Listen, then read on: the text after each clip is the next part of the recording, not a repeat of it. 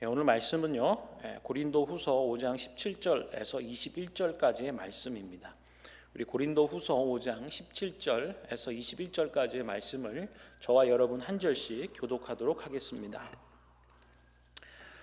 그런즉 누구든지 그리스도 안에 있으면 새로운 피조물이라.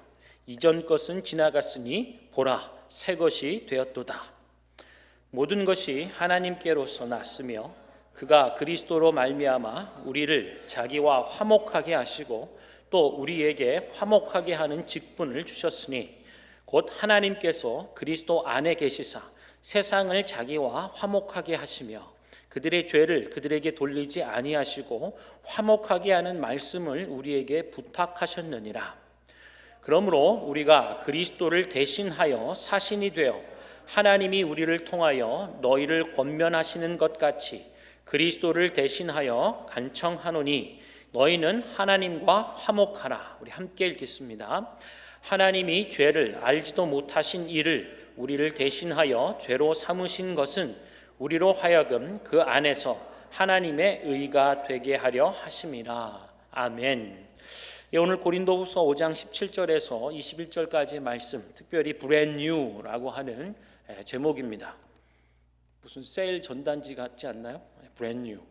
이 말씀으로 우리 박소연 전사님과 또 김영석 전사님이 우리 차세대 자녀 여러분들에게 먼저 말씀 나눠주시고요. 이후에 또 이어서 말씀 듣도록 하겠습니다.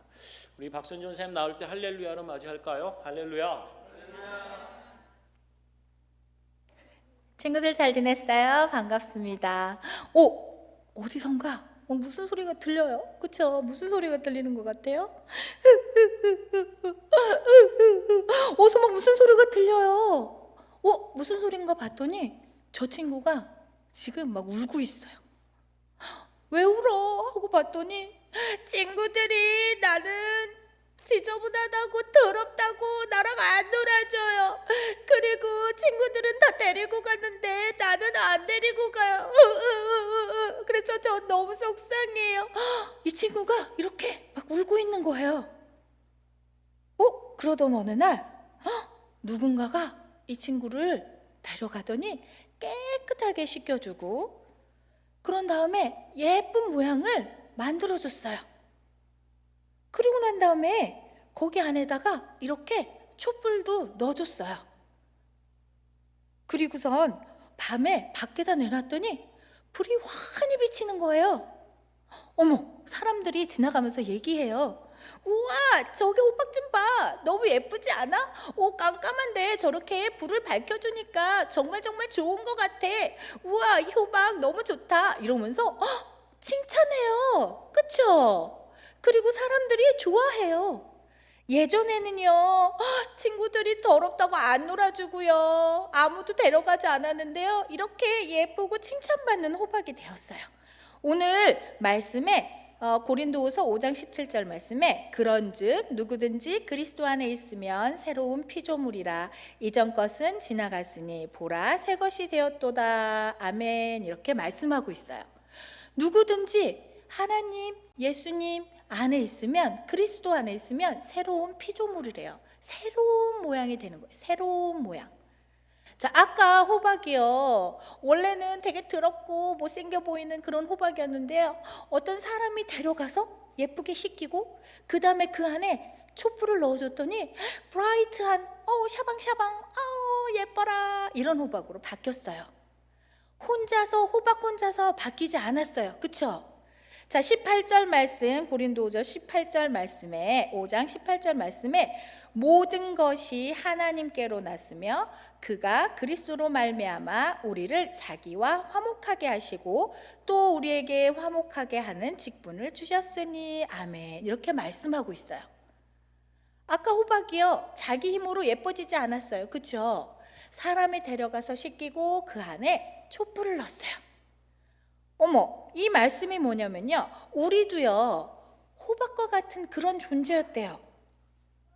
자, 이렇게 어떤 친구가 있어요. 죄 때문에 너무 더러워요.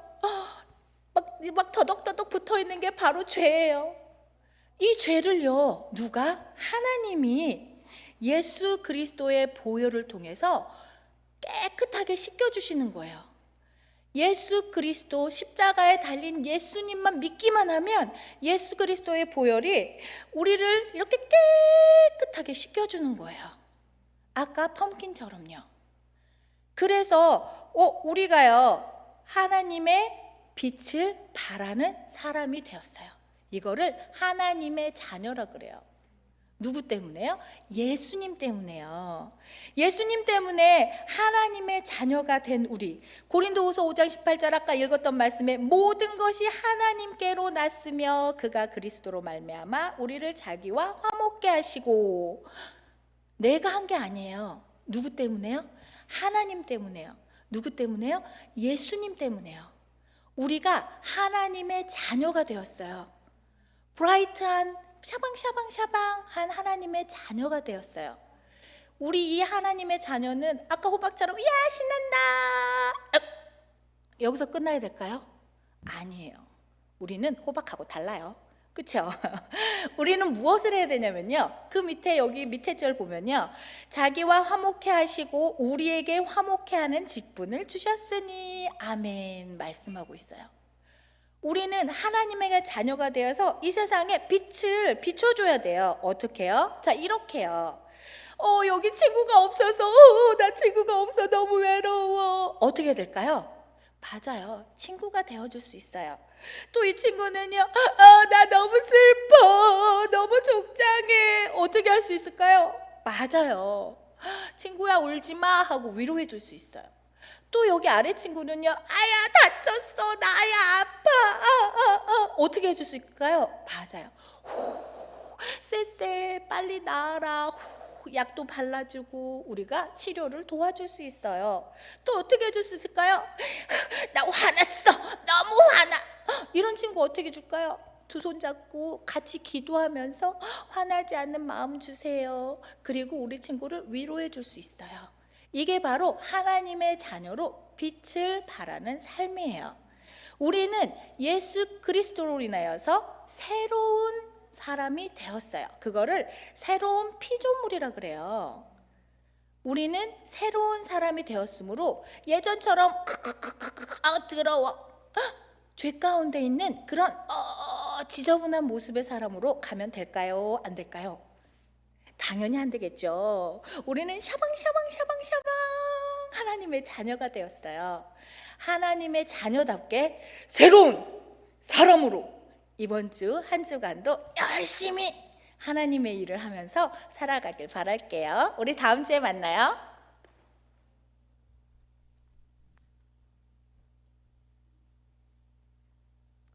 Hallelujah.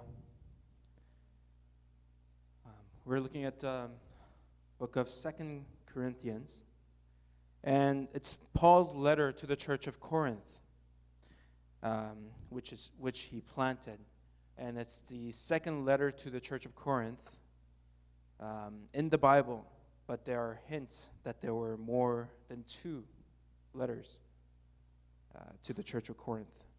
And one of the issues being dealt in this letter is on the apostleship and the authority of Paul. The members of the church of Corinth were questioning why they should be listening to Paul. Okay? Why? So in this passage, he explains why, in spite of all the suffering he endured, he is carrying out his ministry. Verse 17 says this: Therefore, if anyone is in Christ, the new creation has come. The old has gone, the new is here. Paul knows what it means to be a new creation in Christ as he experienced it himself.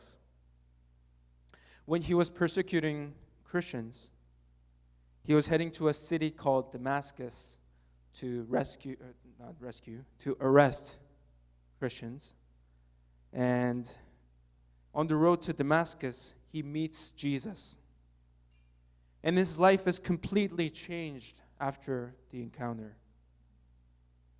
Paul went from persecuting Christians to being a persecuted Christian. From persecuting to being persecuted. So in a sense, the old has gone and a new life began for Paul. And he further explains that this is the work of God's reconciliation through Jesus. And reconciliation is a fancy word for restoring relationship. So verse 18 says this: all this is from God, who reconciled us to himself through Christ and gave us the ministry of reconciliation. Amen. So Paul was reconciled to God through Jesus. And in turn, his ministry consists of reconciling others, other people, to God through the gospel. Also, just as Paul, those that are born again in Jesus are to carry on the ministry of reconciling others to God. Just as Paul says earlier in 2 Corinthians, we are Christ's aroma, and we are and letter from Christ. We are sent into this world to mend the broken relationship between God and the world through the message and ministry of reconciliation. And the message is this, verse 21. God made him who had no sin to be sin for us, so that in him we might become the righteousness of God. Jesus, even though he was sinless, he became sin for us, for each and every one of us, for God to call us righteous, to be in a right relationship with God. So, church, let us follow the footsteps of Paul, footsteps of Jesus, who sacrificed themselves to reconcile the world to God. Amen.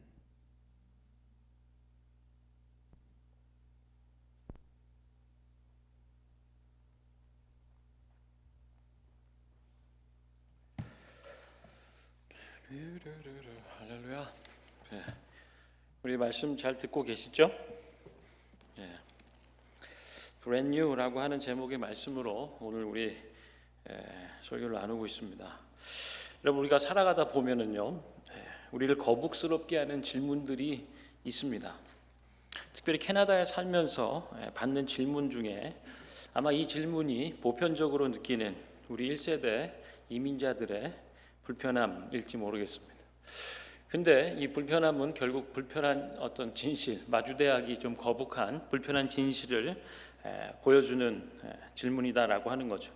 뭐 이런 겁니다. 캐나다에 사신 지 몇 년 되셨어요? 라고 하는 질문이죠.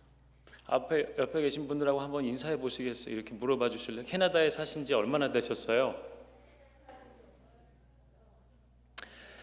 특별히 이 상황이요, 이민 온 지 얼마 안 되신, 그래서 이민을 준비하고 뭐 영주권 취득의 과정 가운데 있는 분들을 마음으로 위로하고 또 이민의 방법들이나 살아온 삶들을 얘기 나눌 때 받는 질문이라고 한다면 좀 불편할 수가 있어요. 몇 년 살았는지를 답을 할 때 심히 좀 부담을 느끼는 경우가 있습니다. 저만 그럽니까? 여러분은 안 그러세요? 특별히 어떤 대목인가, 근데 영어가 왜 그러세요? 뭐 이런 얘기 있잖아요. 영어가 잘 늘질 않아요. 그래서 이런 생각을 해보는 거죠. 나의 영어는 어떤 일정 수준에서 성장을 멈춘 것 같다라는 이런 자괴감 어린, 그래서 몇 년 살았는지 선뜻 이제 얘기하기가 힘든, 벌써 한 10년만 되잖아요. 그러면 이제 슬 얘기하기가 좀 부담스러움이 있어요. 10년이면 강산이 변한다는데 나의 영어는 변함이 없구나. 참 꿋꿋하다. 할렐루야. 꿋꿋해. 이렇게 생각하기보다는 좀 부담스러워하는 것이 있죠. 우리의 생각과 기대만큼 언어가 빨리 늘지 않는다는 이 불편한 어려운 진실 때문이게 그런 것 같아요. 여러분 신앙생활에 있어서는 어떨까요? 예수 믿으신 지 얼마나 되셨나요? 한번 옆에 앞에 계신 분하고 얘기해 보세요. 예수 믿으신 지 얼마나 되셨나요? 특별히 이 질문이 새롭게 신앙생활을 시작하거나 하나님에 대해서 알아가기 원하는 새가족, 새신자, 아니면 타 종교에 있다가 혹은 불신자라고 스스로 얘기하다가 이제 예수 믿기로 그리고 교회 나오기로 작정한 분과의 대화에서 신앙생활 예수 믿은 지 얼마나 되셨어요? 라고 이렇게 또 질문을 받는다면 이것도 좀 부담스러운 질문이 될 수도 있겠어요. 왜냐? 스스로 생각해 볼 때 나는 예수를 믿고 또 예수님 안에서 산다고 하는데 내 속에 어떤 변화가 있는가 스스로 질문을 해보기 때문에 그런 것 같습니다.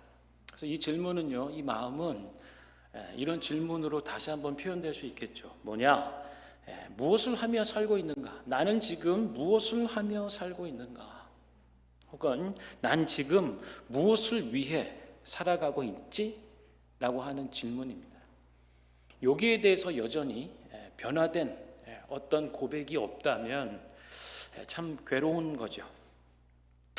이에 대해서 사도 바울은요, 고린도후서 5장의 말씀을 통해서 이렇게 얘기해 줍니다. 난 예수를 만나고 나서 새로운 피조물이 되었다. 할렐루야. 그리고 내 삶의 주인이 바뀌었다. 할렐루야.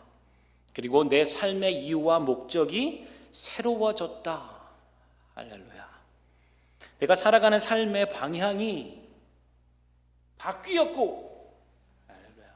내 삶을 이끌어가는 그 힘, 그 동력이 새로워졌다라고 고백하는 거죠. 저는 오늘 이 예배를 통해서 저와 여러분 안에 바로 이 사도 바울의 고백 그리고 사도 바울이 얻은 이 은혜가 있기를 축원합니다. 저는 캐나다 와서 여러 가지 이제 새롭고 신기한 것 중에 눈에 들어온 것이 거라지 세일이었어요. 날씨가 화창한 어느 날 나가 보니 이 거라지라고 하는 마당 앞에 물건들을 쭉 펼쳐놓고 거기에 가격 스티커들을 붙여놓으며 또 그 자녀들과 함께 물건을 파는 광경을 보았어요. 또 어떤 경우에는 이 컴플렉스라고 하나요? 그 단지 전체가 한 날을 정해서 거라지 세일을 한다라고 하는 광고를 막 붙여놓은 것. 그리고 거기 가보면 흡사 마을에 장터가 서는 것 같은 그런 모습이었죠. 그래서 그렇게 다녀보면서 이제 물건을 이제 흥정도 해보고 이거는 얼마고 뭐 이렇게 얘기할 때 한 아저씨의 이렇게 힘줘 얘기하던 그 눈빛과 음성이 기억이 납니다. 이거는 브랜뉴야. It's brand new. 힘줘 말하던 그 아저씨. 사용한 적이 한 번도 없는 완전 새 것. 사용감 전혀 없는 이 브랜뉴라는 것. 그래서 이것의 가격은 두세 배 더 비싸다라고 하는 거죠. 물론 10불, 20불 정도 어간의 미만이지만 새 것이기 때문에 브랜뉴이기 때문에 두세 배의 가격을 얘기하는 거죠. 여러분 사람들은 새 것을 좋아합니다. 새로운 물건, 새로운 집, 새로운 자동차, 새로운 생각과 사상, 내지는 새로운 관계 등등 값을 더 지불하더라도 새로운 것을 좋아하죠.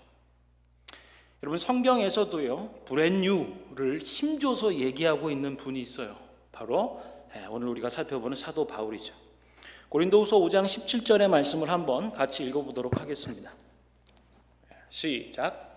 그런즉 누구든지 그리스도 안에 있으면 새로운 피조물이라. 이전 것은 지나갔으니 보라 새 것이 되었도다. 할렐루야. Brand new. It's brand new.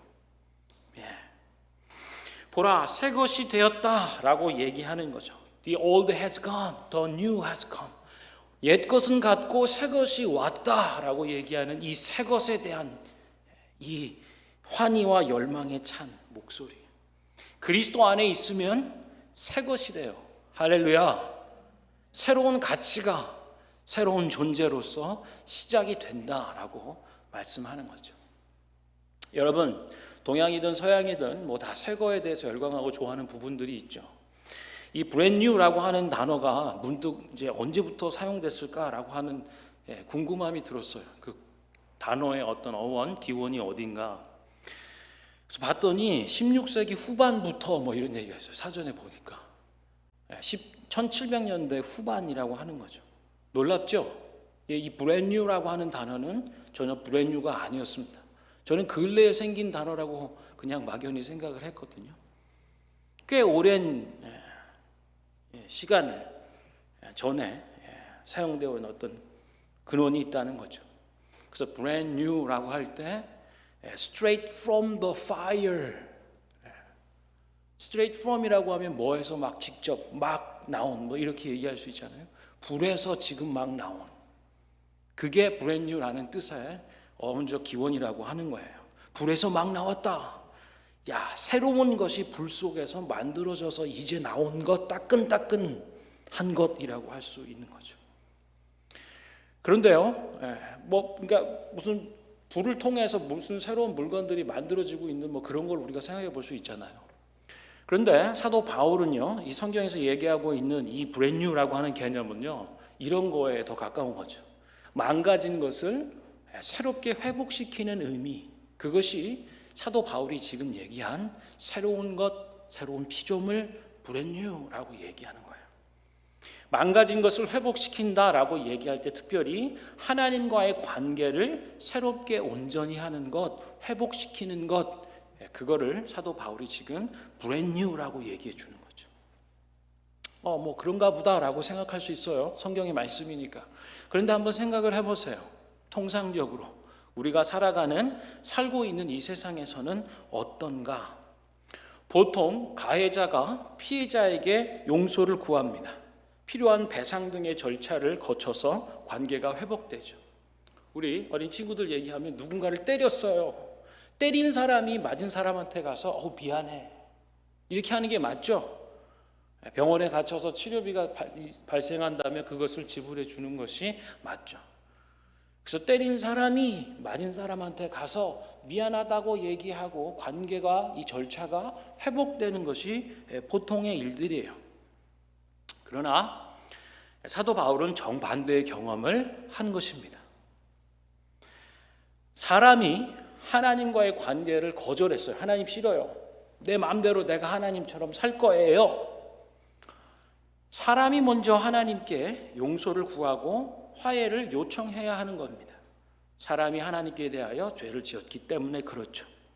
하지만 피해자인 하나님께서 자기 아들의 피를 통하여 용서의 과정을 먼저 시작하셨고요, 사람들에게 동참하기를 요구하시는 거예요. 아들 예수 그리스도를 십자가에 내어주고 사람들로 하여금 시작된 이 하나님과의 화해의 일들에 동참하라고 초대해 주시는 거죠. 여러분, 이러한 건 어디서 볼 수 있는 게 아닙니다. 사도 바울이 경험한 이 브랜뉴라고 얘기한 그리스도 안에서 경험된 놀라운, 세상에서는 도저히 생각할 수도 없고 경험할 수도 없는 이런 일들, 우리가 살아온 세상에서는 결코 납득이 될 수 없는 이 방법, 이것을 바울이 경험한 거죠. 바울은 이 놀라운, 설명할 수 없는 이것을 하나님의 사랑이라고도 표현해요. 하나님의 은혜라고도 표현하는 거죠. 바울이 바로 이 하나님의 은혜를 경험했어요. 바울이 바로 이 하나님의 사랑을 체험했다라고 하는 거죠. 할렐루야. 그랬더니 무슨 일이 일어나는가 하는 거예요. 세상에서는 도저히 경험할 수도 알 수도 없는 하나님의 은혜와 사랑을 경험을 하니까 사도 바울 안에 변화가 있었다. 할렐루야. 한번 따라해 보세요.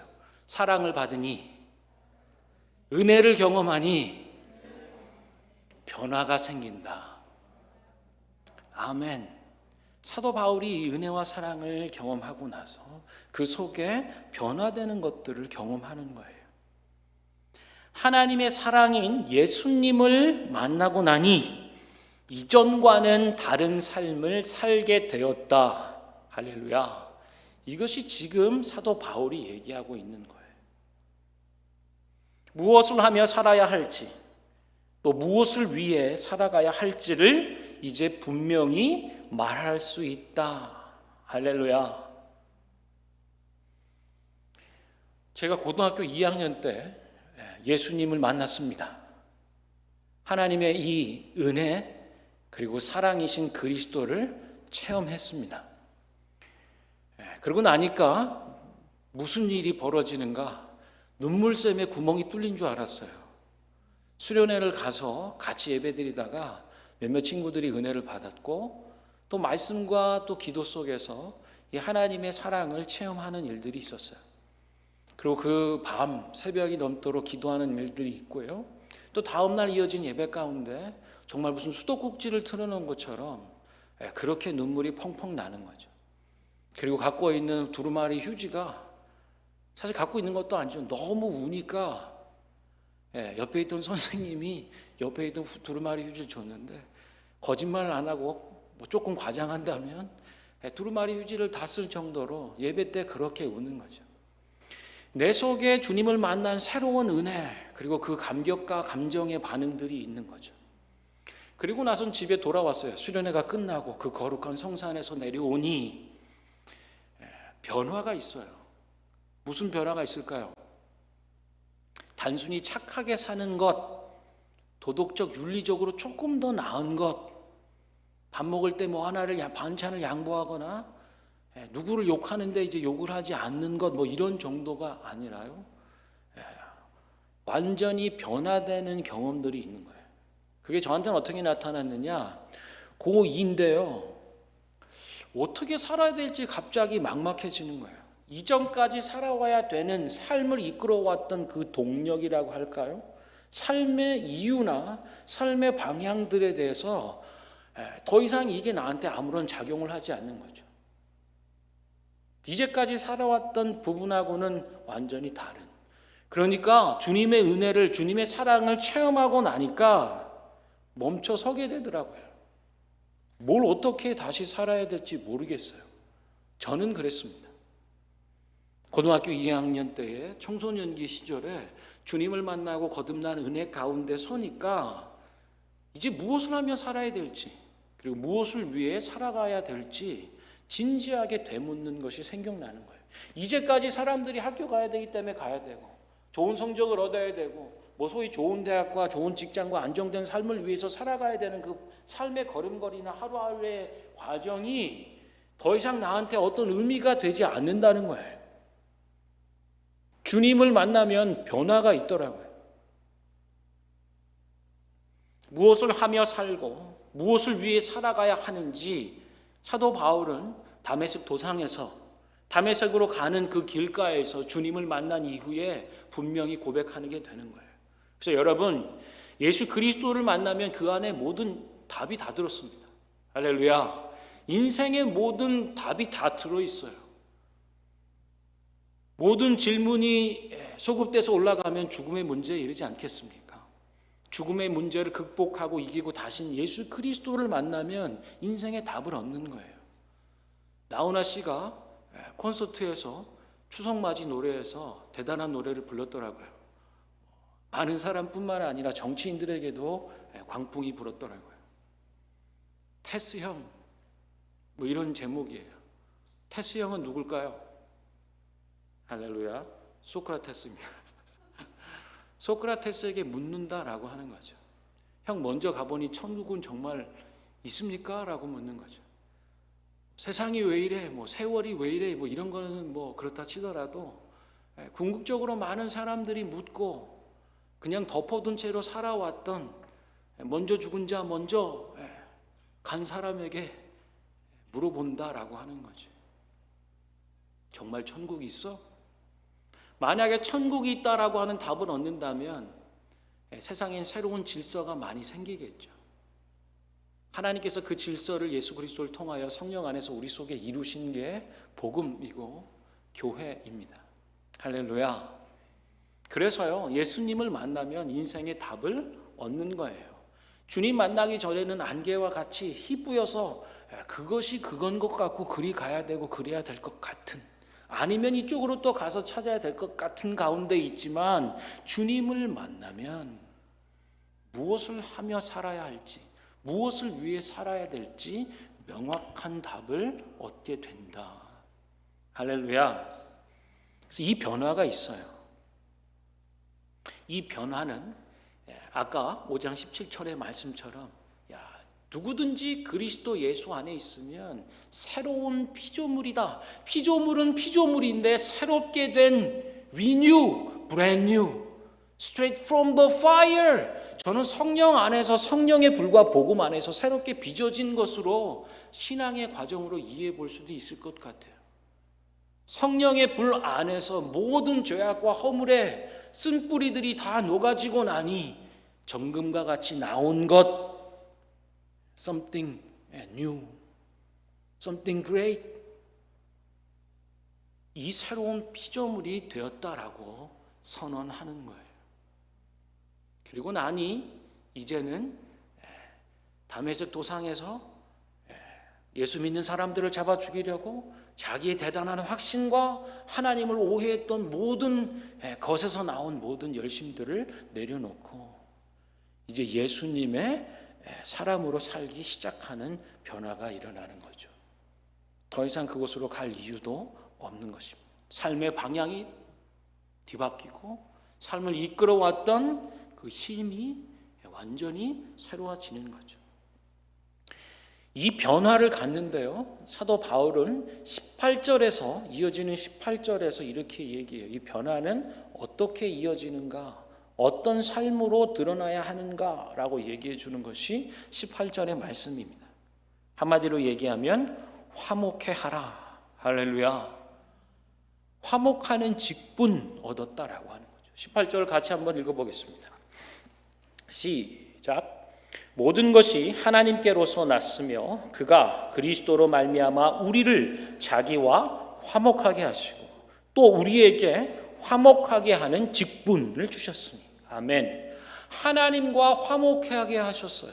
예수 그리스도를 통하여서 하나님과의 관계가, 이 깨어졌고 뒤틀렸던 관계가 예수 그리스도 안에서 회복되었다. 이것이 하나님과 화목해 되는 것이고요.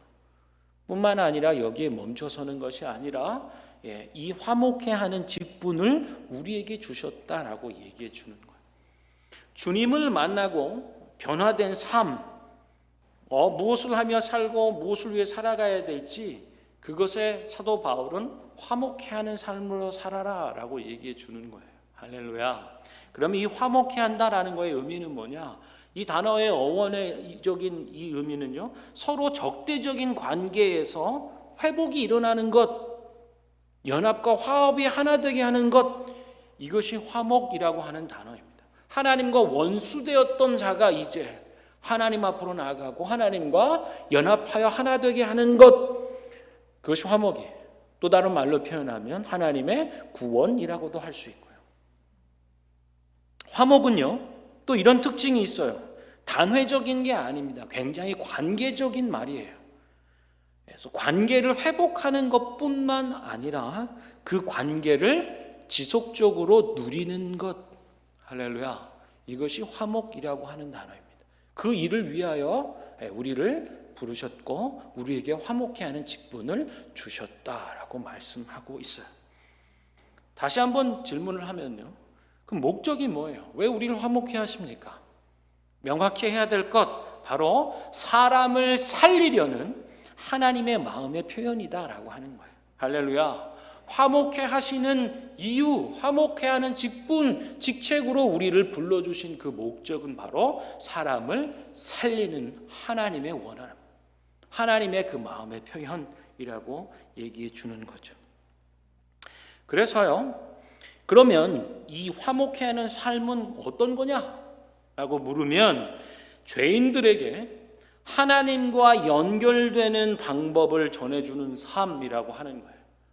죄인은 하나님과 함께 할 수가 없죠. 그 속에 있는 죄로 말미암아 하나님 앞에 설 수 없는, 관계 회복이 이루어질 수 없는, 그래서 예수님을 통하여 우리 속에 이루신 구원을 소개해 주는 것, 이것이 바로 화목해 하는 삶이라고 하는 거예요. 뭐라고 표현하죠? 복음 전도와 선교의 일로도 표현할 수 있는 거죠. 그래서 우리는요, 어떤 사람인가 화목해 하는 직분, 직책을 받은 사람, 이 변화된 삶을 살아가는 사람이라고 하는 거죠. 그래서 우리 속에는 그리스도를 통해 하나님과 화목해 된 경험이 있어야 해요. 할렐루야. 그렇다더라 갖고는 안 되는 거죠. 직접 하나님과 화목해 된 경험, 그리고 지속적으로 그 관계 안에 머물러 있는 것. 그래서요, 그리스도를 통하여서 하나님과 화목해 된 이 체험을 나누는 거예요. 그래서 죄인인 우리가 그리스도 안에서 하나님의 의가 된 사실, 이 경험과 체험을 나누는 것이라고 할 수 있습니다. 이것이 오늘 고린도 후서를 통하여서 특별히 브랜뉴라고 얘기하는, 보라 그리스도 안에 있으면 누구든지 새로운 피조물이다, 이전 것 지나갔으니 새 것이 되었다라고 선언하는 이 말씀, 그리고 더 이어서 이것을 흘러가게 하는, 하나님과 화목해 하는 일들을 체험하고 아직까지 이 화목 가운데, 관계 회복 가운데 들어오지 못한 사람들을 하나님과의 관계를 회복해 주는 직책을 받은 것, 이 두 가지로 얘기해 주고 있는 것입니다. 여러분 어떠세요? 다시 첫 번째 질문으로, 시작할 때의 질문으로 돌아가 봅니다. 여러분 지금 오늘 무엇을 하며 살고 계신가요? 그리고 무엇을 위하여 살아가고 계신가요? 이 답을 할 수 있어야죠. 그리고 이 답은 어디 있는가? 예수 그리스도 안에 있다라고 하는 거예요. 주님을 만나지 않고는 방황하게 돼 있고요, 대단한 자기 확신과 인생의 확신 가운데 가지만 죽음이라고 하는 마지막 종국에서는 무너질 수밖에 없는 것임을 우리가 보는 것입니다. 여러분, 사랑하는 여러분, 그리스도 안에서 새 것이 되었다, 새로운 피조물이 되었다라고 하는 것은요, 조금 더 착해지는 것 이런 정도가 아니에요. 도덕적으로, 윤리적으로 조금 더 개선되고 나아진 상태, 이런 것이 아닙니다. 종교의 윤리를 통하여서, 종교를 통하여 도달할 수 있는 선행, 의로운 삶 이런 것이 아니라고 하는 거예요. 그리스도 안에서 변화된 삶은 완전히 다른 거예요. 총체적인 거죠. 도덕적, 윤리적, 종교적으로 조금 나아지는 정도가 아니라 그리스도 안에서의 변화된 삶은 주인이 바뀌는 삶이에요. 내 삶과 내 인생의 주인이 바뀌는 삶이에요. 내가 살아가는 삶의 이유와 목적이 새롭게 변화된 삶이에요. 나를 이끌어가는 어떤 동력과 힘이 완전히 새로워진, 그것이 바로 그리스도 안에서 새로워진 피조물이라고 하는 것입니다. 여러분 또한 화목해 하는 직분 잘 몰랐어요. 혹은 그거에 그렇게 신경을 많이 쓰고 살지 못했어요 라고 얘기할 수도 있겠죠. 혹은 그렇게 화목된 직분을 살아내는 것 감당하기엔 역부족인 것 같아요. 이것이 우리 인생들의 얘기입니다. 그리고 교회 안에 머물러 있고 또 예수를 믿고 예수 안에 산다라고 몸부림치는 삶 안에도 있는 탄식, 맞닥뜨리게 된 괴로움, 불편한 진실과도 같은 거죠. 어떻게 해야 할까요? 어떻게 해야 할까요? 오늘 성경 말씀은 분명히 우리에게 말씀해 줍니다. 고린도후서 5장 17절의 말씀으로 돌아가십시오 하는 거예요. 고린도후서 5장 17절에 하나님의 이 선언을 굳게 붙잡으라고 말씀하는 것입니다. 그 선언은 뭐죠? 그런즉 누구든지 그리스도 예수 안에 있으면 새로운 피조물이다, 새로운 피조물이 되었다, 보아라 이전 것은 지나갔으니 새 것이 되었도다. 이것이 하나님께서 그리스도 예수를 통하여 당신의 아들 예수를 십자가에 내어주시고 찢겨 죽으며 피 흘려 죽으신 그리스도의 대속의 은혜 가운데 우리 속에 이루신 새로운 관계의 회복이라고 얘기하는 거예요. 변화된 존재라고 얘기하는 것입니다. 우리가 돌아가야 될 것은 바로 하나님의 선언이에요. 너희는 그리스도 안에서 새로운 피조물이 되었다. 할렐루야. 그래서 날마다 우리는 이 고백 앞에 서는 것입니다. 왜요? 이건 단회적으로 끝나는 것이 아니라 지속적으로 계속 가는 것이죠. 여러분, 결혼하신 분의 반지가 왜 여기 있을까요? 지속적으로 있는 것이죠. 바라봐 줘야 되는 것이죠. 이 언약 앞에 날마다 삶으로 채워져야 되는 것이죠. 그래서 날마다 우리 속에 고린도후서 5장 17절의 고백이 필요한 것입니다. 넘어지려 할 때 주님, 역부족이에요. 뭘 바라야 합니까? 그때 하나님의 선언 앞에 다시 서야 하는 거예요. 하나님, 다른 것에 시간과 정신과 번쩍거리는 것에 내 마음과 생각을 뺏기고 있을 때 어떻게 해야 합니까? 고린도후서 5장 17절의 말씀을 다시 기억하고 붙잡는 거예요. 그리스도 안에 새롭게 변화된 straight from the Holy Spirit, 성령 안에서 분명하게 변화된 예수 그리스도의 구원의 은혜 안에서 새로워진 이것을 붙잡는 것이 필요한 줄로 믿습니다. 우리 시간에 한번 찬양하면서 기도하기 원하는데요.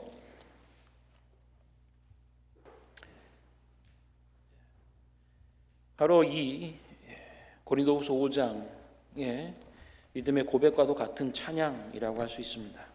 우리 함께 찬양하면서 하나님 앞에 우리의 마음을 쏟아내고 또 기도해야 될 것들을 고백하는 시간 되기를 원합니다.